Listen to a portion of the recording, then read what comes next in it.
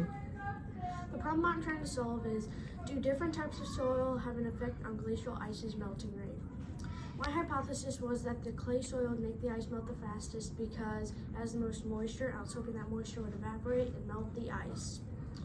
Some of my variables include my independent soil type, my dependent is the melting rate of the ice, and my control is the soil/ice. For my procedure, what I would do is I would collect all my materials, which include a glass cup because that does not have any chemicals that could be hazardous to the soil that could affect the ice's melting rate differently. Also, I used plastic wrap to put over the cup so then all that heat would be trapped and it would all be concentrated towards the ice so that nothing from outside could get in and affect the melting rate of the ice. I also used a metal spoon to use it because if I used my hand, that would have melted the ice partially before I got it into the glass and covered it with plastic wrap.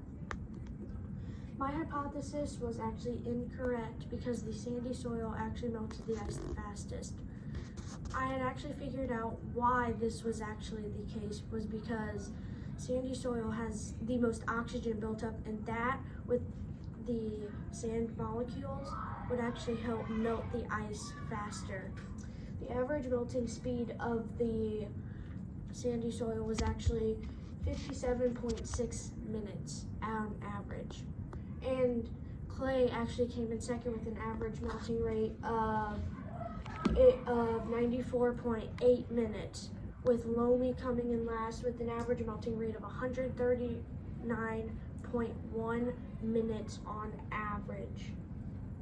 Some of the results that I have found is in this overall graph right here, which shows blue is sand, red is clay, and yellow is loamy.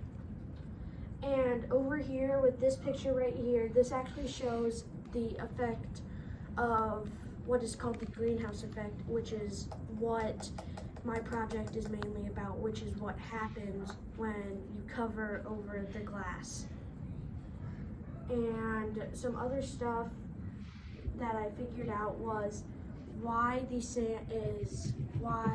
good.